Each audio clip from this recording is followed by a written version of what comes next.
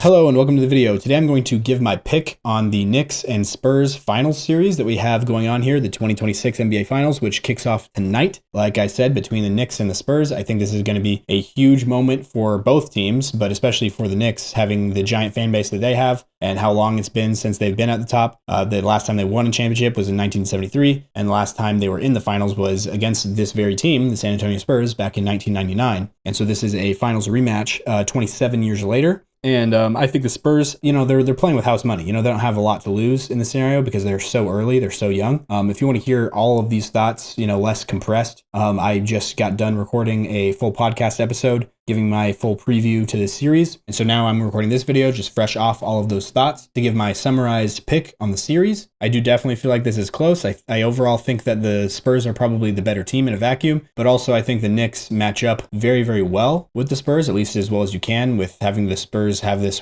crazy, defensive lineup that they have that kind of make a nightmare matchup for everybody. But still, I feel like this Knicks team, with their ability to go 5 out, have a lineup with all shooters when replacing Josh Hart for Landry Shamet and off the bench. I think we'll definitely see that turn to at some point, at least in the series, because of the way that pulls Victor Wembanyama out of the paint. I also think with Mitchell Robinson, he's basically the embodiment of the biggest schematic counter to the alien that is Victor Wembanyama. Wemby protecting the rim, can't sell out for contests when he has to worry about somebody, right behind him going up for an offensive rebound, and that guy being the best offensive rebounder in the league, really, outside of maybe Steven Adams, but honestly, that's a debate there between Mitchell Robinson and Steven Adams. And so I feel like you can gain a similar advantage also with a lob threat, which Mitchell Robinson also gives you that. And so Mitchell Robinson's health is going to be a key factor to this series. That's going to swing it either way. And also the Gortat screens that we've seen other teams be using against Victor Wembanyama. I think we'll see Mitchell Robinson be doing that to Wemby in this matchup as well to keep him away from the drive. And then also with having Hart out there as the guy that Wemby's obviously going to be guarding and roaming off of as a rim protector, then that makes it tough for the Spurs side of things. They don't really have a matchup for Cat. So,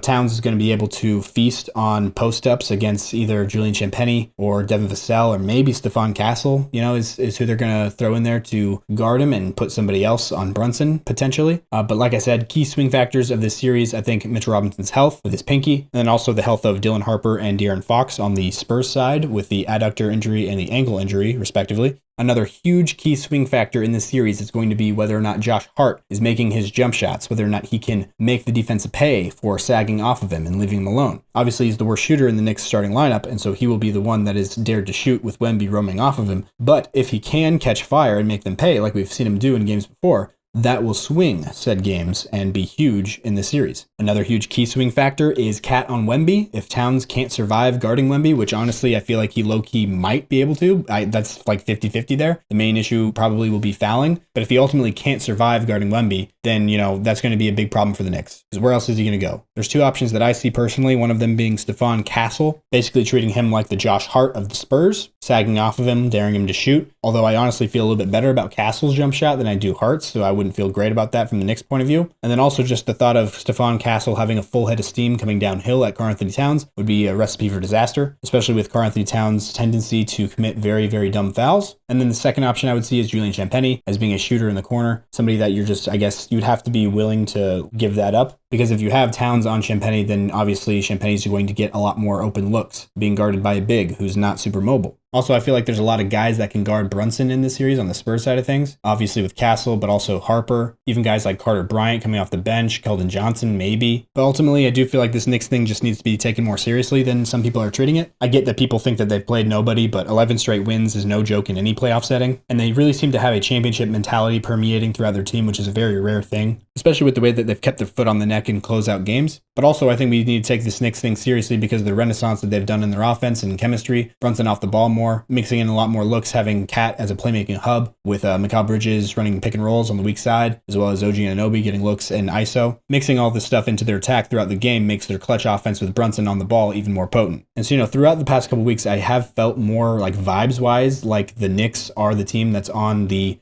collision course heading for a championship, more so than I felt that way about the Spurs, to be honest. But then head-to-head, I kind of feel like I favor the Spurs, or at least my gut tells me that the Spurs should win in like 6 or 7 games. So it's kind of weird because my head would flip the logic on that, would say that the Spurs are probably the better team in a vacuum, but head-to-head, the Knicks pose a interesting threat. So part of me really wants to pick the Knicks here. I really do feel like they can do it, and that's what I would want to see the most. I think the world would go crazy. But then also the Spurs winning would be huge because that would be like knocking off the 77 Blazers as the most ahead of schedule championship team ever. And so all in all, I think I'm going to lean the Spurs in 7, but I definitely could see it going either way, especially with injuries. You know, if Harper and Fox aren't 100% and things are working for the Knicks, I do feel like the Knicks are going to pull it out. But ultimately, this is what I feel slightly safer about, so that's what I'm going to go with. Thank you for watching the video. I appreciate it. Stay happy, stay healthy. I will talk to you guys next video.